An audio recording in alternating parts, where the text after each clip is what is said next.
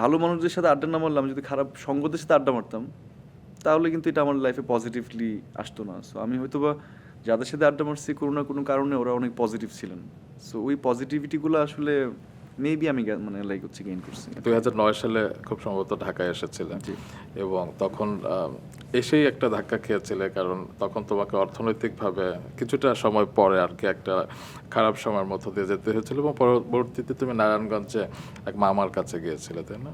এক মামা না, আমার আমার বড় মামা, যে আসলে এই যে আমাকে বললাম না, আমি কুক একটু আগে জিজ্ঞেস করছিলেন যে কুকিং কিভাবে পারলে শিখলে করলে, এটা তো আসলে it's not a man job normally, usually না, বাট পৃথিবীর সবচেয়ে বড় শেফরা ম্যানস। Right, exactly. আমার মামা আমাকে আসলে ভীষণভাবে ইন্সপায়ার করেছেন যে লাইক রান্না বান্না কুকিংয়ে। উনি হি ওয়াজ এ টিচার দেন, উনি একটা স্কুলের টিচার ছিলেন। সো সকালবেলা উঠে খাবার রেডি করে বাসা থেকে যাওয়া, খাবার খাওয়া ওনার সাথে, ওই প্র্যাকটিসগুলো বেসিক্যালি ওনার কাছ থেকে আমার পাওয়া। অ্যান্ড হ্যাঁ, উনি আমাকে আব্বু আম্মুর পরে সবচেয়ে বেশি আদর করতেন আমার বড় মামা। স্টিল উনি নারায়ণগঞ্জে থাকেন। সো আর কি। তো পরের বছর তুমি ঢাকায় এসে একটি বেসরকারি বিশ্ববিদ্যালয়ে ভর্তি হয়েছিল, এবং সেই সময় তোমাকে আরেকটা ক্রাইসিস ফেস করতে হয়েছিল। তখন তোমাকে বন্ধু হাবিব বেশ হেল্প করেছিল। জি, ও আমার স্কুল ফ্রেন্ড। আমরা যে স্কুলের নাম বলেন এডিটা হাই স্কুল, সো আমরা ওখানেই একসাথে পড়াশোনা করতাম। ইনফ্যাক্ট আমাদের কলেজও একটা কলেজে ছিল, ও একটা ডিপার্টমেন্টে ছিল, আমি একটা ডিপার্টমেন্টে ছিলাম। সো স্কুল মানে কলেজ পাস করার পর ও ঢাকা চলে আসে। সো আমি মানে ওইদিকে কী করবো বুঝতেছিলাম না। দেন আমি পরীক্ষা দিয়ে হচ্ছে ঢাকা কলেজে পরীক্ষা দিয়ে আমি সাবজেক্ট পাই হচ্ছে ইসলামের ইতিহাস। আমার বড় মামা শোনার পরে বলছে, লিভ ইট, তোমার ইসলামের ইতিহাস পড়া দরকার নেই, তুমি স্লিপ লেটার নিয়ে নারায়ণগঞ্জে চলে আসো, আমি তোমাকে নারায়ণগঞ্জে ভালো সাবজেক্টে ভর্তি করে দিচ্ছি। সো ওনারা আবার চাচ্ছিল না যে না ঢাকা কলেজে পড়লে পলিটিক্যালি বায়াসড হবো কিনা বা এরকম, মানে মানে নর্মালি চাচ্ছিল না যে আমি ঢাকা কলেজে পড়াশোনা না করে।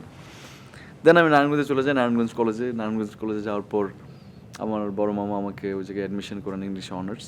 সো আমি ওখানে নারায়ণগঞ্জ কলেজে 1 বছর পড়াশোনা করি ইংলিশ অনার্স। তো আমার নারায়ণগঞ্জে অনেক ফ্রেন্ডস আছে নদীর ওপার, সো হিউজ ফ্রেন্ড সার্কেল আমার।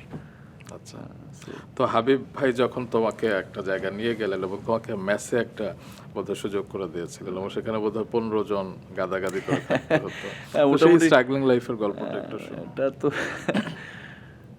খুবই নস্টালজিক ব্যাপার স্যাপার। সো আমি ঢাকায় আসার পরে হাবিব, হ্যাঁ ওদের সাথে আমার থাকা হয় ধানমন্ডি 15 নম্বরে হাতিমবাগ মসজিদের ঠিক উল্টা পাশে একটা বাড়িতে।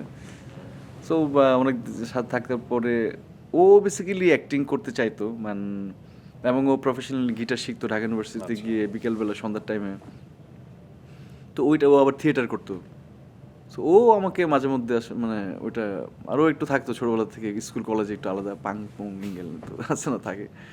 তো ও আমাকে গিটার বাজানো শেখা, থিয়েটার করা, এই জিনিসগুলো আসলে আস্তে আস্তে আমার মধ্যে ওর থেকেও একটু আসলো যে বা নাইস, তো মানে এটা ভালো একটা জিনিস, মানে এটা যদি শেখা যায়, এটার সাথে থাকা যায়, এটা মনে ভালো হবে। তো ও আমাকে একটু ইন্সপায়ার করছে। হ্যাঁ, ও আমাকে ঢাকায় থাকার পিছনের এই অবদানের পিছনে হাবিবের অনেক বড় হাত আছে। সো আল্লাহ ওকে অনেক বড় করে জেনে আছে। আসলে বলে না যে সৎসঙ্গে স্বর্গবাস, অসৎ সঙ্গে সর্বনাশ। মানে তার কাছ থেকে তোমার তো আসলে অভিনেতা হয়ে উঠবার কথা না আর কি, কারণ তোমার ফ্যামিলিতে বোধহয় কেউ নেই। একদমই না।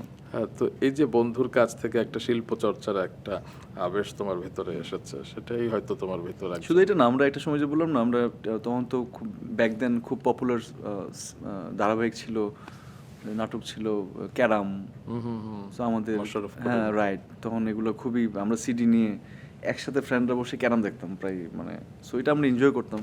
সো ওই জায়গা থেকে আস্তে আস্তে আসলে এই সিনেমাতে কাজ করার পিছনে আসলে তো একদিনে হয় না, মানে অনেক কিছুর ছোট ছোট জিনিস থাকে যে আসলে আমাকে ইন্সপায়ার করলো, এই জিনিসটা ভালো লাগলো। দেন অনেক বছর পরে আমার এখন মনে হয় যে না, এগুলো আমার কাজে ছিল।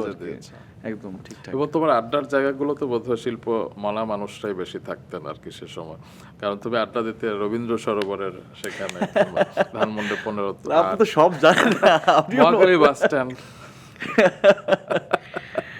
হ্যাঁ, মানে আমি যেহেতু আমি ঢাকায় আসার পরে সারাদিন কাজ না থাকলে সন্ধ্যা বিকেলে আসলে আড্ডা দেওয়া ছাড়া আপনার কোনো উপায় নেই। সো হ্যাঁ, মানে আমি একটা টাইমে প্রচুর আড্ডা দিতাম ধানমন্ডিতে। আর আমার ধানমন্ডি ভীষণ পছন্দ, আমার ধানমন্ডি লেক আমার ভীষণ পছন্দ। মানে উদ্ভ্রান্তর মতো কত দুপুর কত সন্ধ্যা যে আমি ধানমন্ডি লেকে কাটাইছি, আই ডোন্ট নো। বাট হ্যাঁ, আমি ওখানে ভালো মানুষ, হ্যাঁ এটা ঠিক বলেছেন যে ভালো মানুষদের সাথে আড্ডা না মারলাম, যদি খারাপ সঙ্গদের সাথে আড্ডা মারতাম, তাহলে কিন্তু এটা আমার লাইফে পজিটিভলি আসতো না। সো আমি হয়তোবা যাদের সাথে আড্ডা মারছি কোনো না কোনো কারণে ওরা অনেক পজিটিভ ছিলেন। সো ওই পজিটিভিটিগুলো আসলে মেবি আমি মানে লাইক হচ্ছে গেইন করছি। বাহ